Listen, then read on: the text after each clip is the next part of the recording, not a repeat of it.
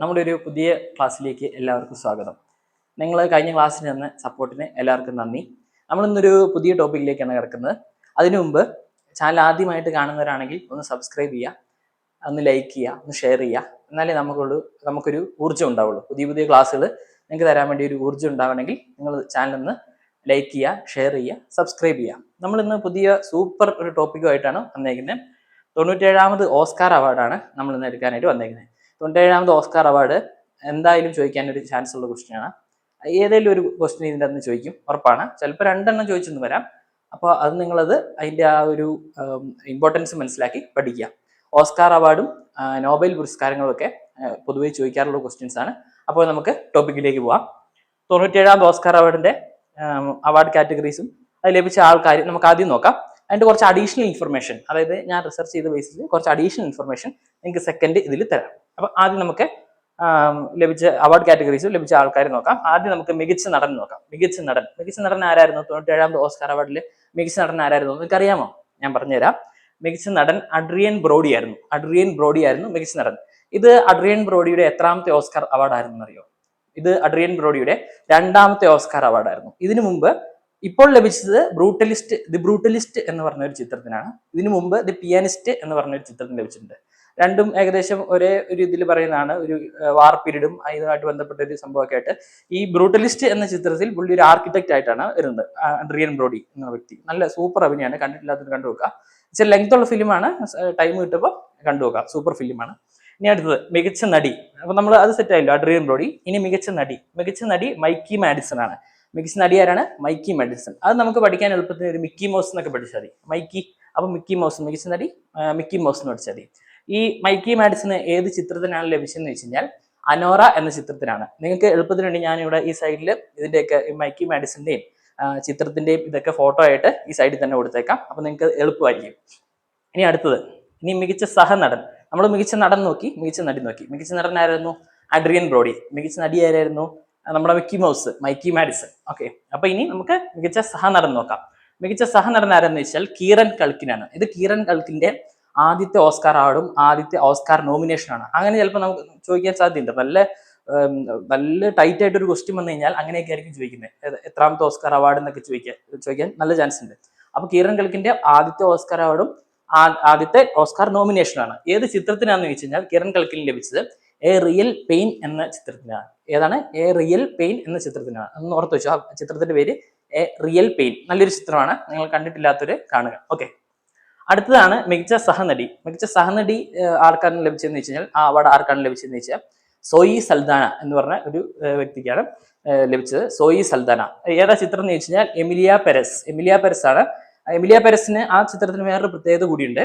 ഏറ്റവും കൂടുതൽ Oscar nomination ലഭിച്ച ചിത്രമാണ്. അവാർഡ് ലഭിച്ച ചിത്രമല്ല, അത് ശ്രദ്ധിക്കണം.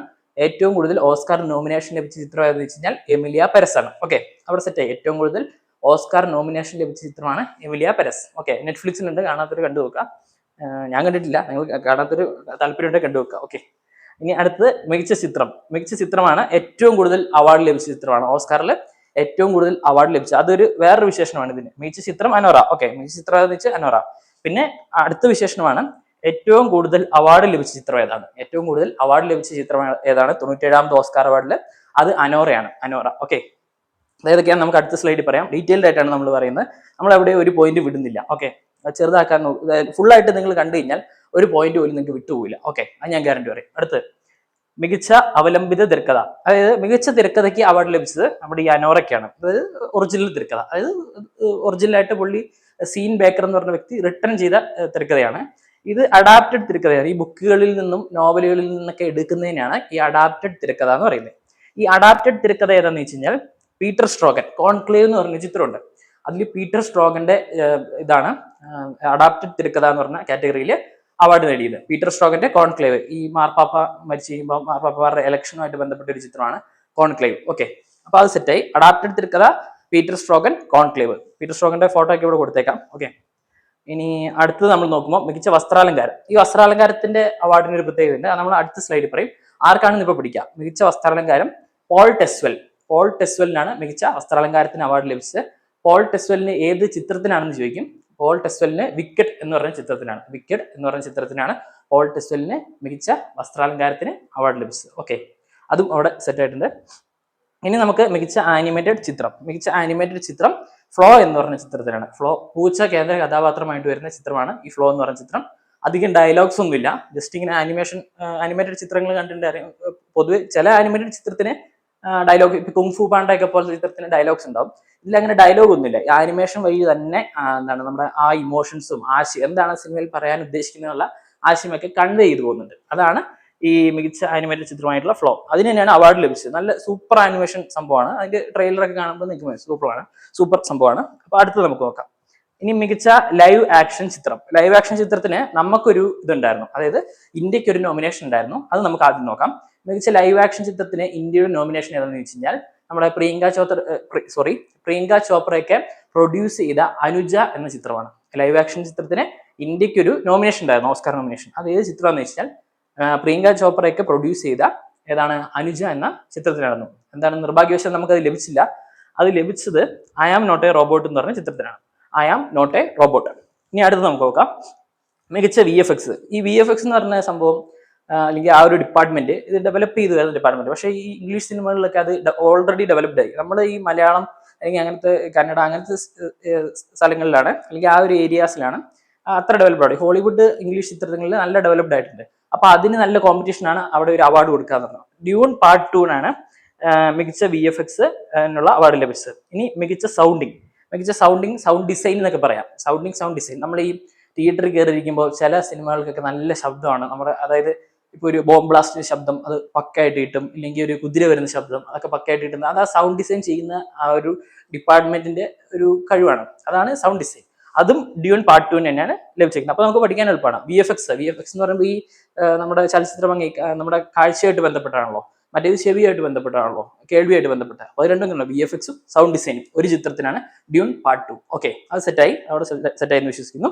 ഇനി അടുത്തത് ഏറ്റവും കൂടുതൽ അവാർഡ് കരസ്ഥമാക്കിയത് നമ്മൾ നേരത്തെ നോക്കി, മികച്ച ചിത്രത്തിന്റെ അവിടെ നോക്കി, അനോറയാന്ന് നോക്കി. അതുപോലെ ഏറ്റവും കൂടുതൽ അവാർഡ് കരസ്ഥമാക്കിയ ചിത്രം ഏതാണ്?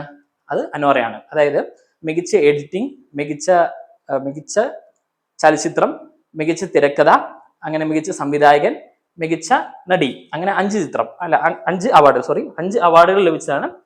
ഏതാണ്? നമുക്കിനി കുറച്ച് അഡീഷണൽ ഇൻഫർമേഷനിലേക്ക് കടക്കാം. ഇതിനെക്കുറിച്ചുള്ള കുറച്ച് അഡീഷണൽ ഇൻഫർമേഷനിലേക്ക് നമുക്ക് കടക്കാം. ഓക്കെ, ഈ അഡീഷണൽ ഇൻഫർമേഷൻ കൂടെ പഠിച്ചു കഴിയുമ്പോൾ നിങ്ങൾ ഓസ്കാർ കംപ്ലീറ്റ് ആവും.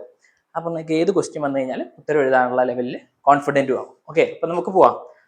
അപ്പോൾ മികച്ച ഗാനം, 97ാമത് ഓസ്കാർ അവാർഡിലെ മികച്ച ഗാനം ഏതാണെന്ന് നമുക്ക് നോക്കാം. മികച്ച ഗാനം ഏതാണെന്ന് വെച്ച് കഴിഞ്ഞാൽ അതാണ് ഏൽ മാലയാണ് മികച്ച ഗാനം. ഓക്കെ, അങ്ങനെ ഒരു ക്വസ്റ്റ്യൻ വന്നു കഴിഞ്ഞാൽ അപ്പോൾ ഉത്തരം എഴുതിക്കോണം. ഏൽ മാലയാണ് മികച്ച ഗാനം. ഓക്കെ, നെക്സ്റ്റ്, ഈ വർഷത്തെ അവതാരകൻ. അതായത് ഒരു പരിപാടി ഇപ്പം നടത്തുകയെന്ന് വിചാരിച്ചു. നിങ്ങൾക്ക് തന്നെ ഇപ്പോൾ ഒരു വലിയ വെഞ്ചർ ഉണ്ട്, അല്ലെങ്കിൽ വലിയൊരു പ്രസ്ഥാനമുണ്ട്. ഇപ്പോൾ എന്തും ആയിക്കോട്ടെ, ബിസിനസ് ഓർഗനൈസേഷനോ എന്തെങ്കിലും പരിപാടി. അപ്പോൾ നിങ്ങൾക്ക് അതിൻ്റെ ഇനാഗുറേഷൻ പരിപാടി ഇന്നത്തെ കാലത്ത് നമ്മൾ അങ്ങനെ ഒരു പരിപാടി നടത്തുമ്പോൾ നമ്മൾ ആദ്യമേ അതിനൊരു വെന്യൂ സെറ്റ് ചെയ്യും, ഒരു സ്ഥലം സെറ്റ് ചെയ്യും. അതിനൊരു അവതാരകനെ എന്തായാലും നമ്മൾ അതിനൊരു ഉറപ്പിക്കും, അതിന് ക്യാഷ് കൊടുത്തിട്ട് ഉറപ്പിക്കും. അപ്പോൾ ഇത്രയും വലിയ ഓസ്കാർ ചടങ്ങിനെ എന്തായാലും അതിനെ മുന്നോട്ട് കൊണ്ടുപോകാൻ വേണ്ടി ഒരു അവതാരകൻ ഉണ്ടായിരിക്കും. അപ്പോൾ അവതാരകൻ ആരാണെന്ന് നമ്മൾ 100% അറിഞ്ഞിരിക്കണം.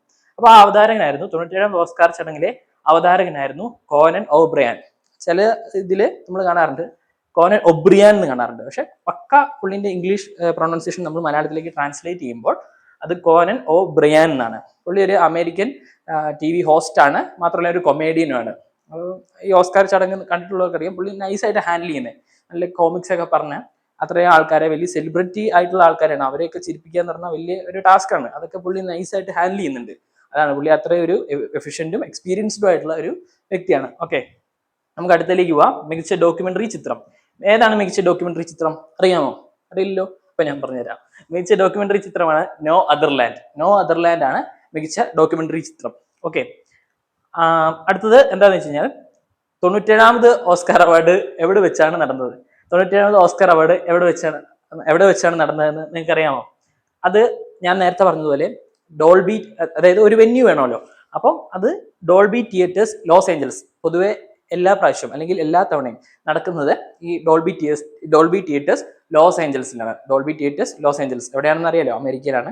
അപ്പൊ അടുത്തത്, ഇനി ആ ഒരു പോർഷൻ അങ്ങ് നമ്മൾ അതായത് കഴിഞ്ഞു.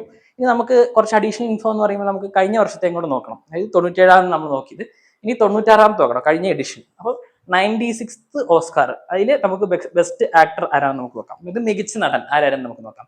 കിലിയൻ മർഫി ആയിരുന്നു 96th ഓസ്കാർ അവാർഡിലെ മികച്ച നടൻ. അത് ഏത് സിനിമയ്ക്കാന്ന് വെച്ച് കഴിഞ്ഞാൽ അതിലെ ബെസ്റ്റ് ഫിലിമും അത് തന്നെയായിരുന്നു. 96th ഓസ്കാറിലെ ബെസ്റ്റ് ഫിലിമും അതായിരുന്നു. കിലിയൻ മർഫിക്ക് ലഭിച്ച സിനിമ, അതായത് കിലിയൻ മർഫി അഭിനയിച്ചിട്ടാണല്ലോ ഒരു സിനിമയ്ക്ക് ഇതിൽ റെക്കഗ്നിഷൻ ലഭിക്കുന്നത്. അപ്പം ആ ചിത്രം ഏതാണെന്ന് വെച്ചാൽ ബെസ്റ്റ് ഫിലിം ഏതാണെന്ന് വെച്ചാൽ ഓപ്പൺ ഹൈമർ ആണ്. റോബർട്ട് ഓപ്പൺ ഹൈമറിന്റെ അതാണ് ഓപ്പൺ ഹൈമർ.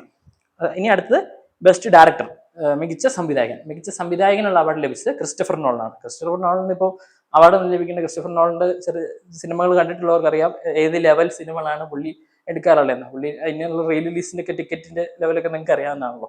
അപ്പൊ അത്ര സ്പെക്ടാക്കുലർ ആയിട്ടുള്ള സിനിമ ചെയ്യുന്നതാണ്. ഓപ്പൺ ഹൈമർ ഒരു വൻ സ്പെക്ടാക്കുലർ സിനിമയാണ്. അപ്പോൾ മികച്ച സംവിധായകനുള്ള അവാർഡ് ലഭിച്ചത് ക്രിസ്റ്റഫർ നോളനാണ്. ഓക്കെ, അടുത്തത് നമുക്ക് ബെസ്റ്റ് ആക്ട്രസ്, മികച്ച നടീന്റെ കാര്യം നോക്കാം. മികച്ച നടിയായിട്ടുള്ള എമ്മ സ്റ്റോൺ ഈ 97th ഓസ്കാർ അവാർഡിൽ മികച്ച നടിക്കുള്ള അവാർഡ് കൊടുക്കാൻ വന്നിട്ടുണ്ടായിരുന്നു. മികച്ച നടി 96th ഓസ്കാർ അവാർഡിൽ എമ്മ സ്റ്റോണും 97th ഓസ്കാർ അവാർഡിൽ മൈക്കി മാഡിസണും. എമ്മ സ്റ്റോണിന് ഏത് ചിത്രത്തിനാണ് ലഭിച്ചതെന്ന് നമുക്ക് നോക്കാം. ഫോർ ദ ഫിലിം പൂർ തിങ്സിനാണ് ലഭിച്ചത്. പൂർ തിങ്സ് എന്ന ചിത്രത്തിനാണ് എമ്മ സ്റ്റോണിന് 96th ഓസ്കാർ അവാർഡ് ലഭിച്ചത്. 96th ഓസ്കാർ അവാർഡ് എമ്മ സ്റ്റോണിന് പൂർ തിങ്സ് എന്ന ചിത്രത്തിനാണ് ലഭിച്ചത്. അപ്പോൾ ഇനി നമുക്ക് സഹനടനും സഹനടീനെയും കൂടെ നോക്കാം. എന്നിട്ട് നമുക്ക് വൈൻഡപ്പ് ചെയ്യാം. മികച്ച സഹനടൻ 96th ഓസ്കാർ അവാർഡിൽ ആരായിരുന്നു? നമുക്ക് എല്ലാവർക്കും അറിയാവുന്നതാണ്. ഓപ്പൺ ഹൈമറിൽ തന്നെ നമ്മുടെ കിലിയൻ മർഫിയുടെ കൂടെ അഭിനയിച്ച വ്യക്തിയായിരുന്നു. പിന്നെ നമ്മുടെ അയൺമാൻ എന്ന് എല്ലാവരും അറിയപ്പെടുന്ന റോബർട്ട് ഡോണി ജൂനിയറിനാണ് ഈ അവാർഡ് ലഭിച്ചത്.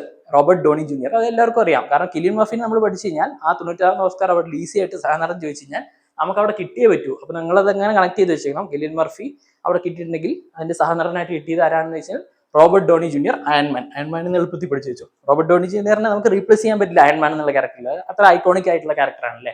അപ്പൊ ഓക്കെ, ഇനി അടുത്തത് ബെസ്റ്റ് കോ ആക്ട്രസ്, മികച്ച സഹനടി. അത് ഒരു പുതിയ നടിയാണ്. അത് ഇച്ചിരി ആ സിനിമ ഞാൻ ഈ സൈഡിൽ കൊടുത്തേക്കാം, നിങ്ങൾക്ക് കറക്റ്റ് ആയിട്ട് കിട്ടും. അത് ഡാവിൻ ജോയ് റാൻഡോൾഫിനാണ് മികച്ച സഹനടിക്കുള്ള അവാർഡ് ലഭിച്ചത്. അപ്പോൾ നമ്മൾ ഓസ്കാറിന്റെ ബേസിക് ഫാക്ട്സും അഡീഷണൽ ഇൻഫർമേഷനും 96th ഓസ്കാർ അവാർഡിന്റെ കാര്യങ്ങളും നമ്മൾ ഫുൾ ആയിട്ട് പഠിച്ചിട്ടുണ്ട്. അപ്പോൾ നിങ്ങൾക്ക് ഈ വീഡിയോ ഇഷ്ടപ്പെട്ടിട്ടുണ്ടാവും എന്ന് വിചാരിക്കുന്നു. ഇഷ്ടപ്പെട്ടിട്ടുണ്ടെങ്കിൽ നിങ്ങളുടെ കൂട്ടുകാർക്കൊന്ന് ഷെയർ ചെയ്ത് കൊടുക്കുക. സബ്സ്ക്രൈബ് ചെയ്യുന്ന കാര്യം പരിഗണിക്കുക. നിങ്ങളുടെ വിലപ്പെട്ട നിർദ്ദേശങ്ങൾ കമന്റ് ചെയ്യുക. അപ്പോൾ അടുത്ത വീഡിയോ കാണാം. ബൈ.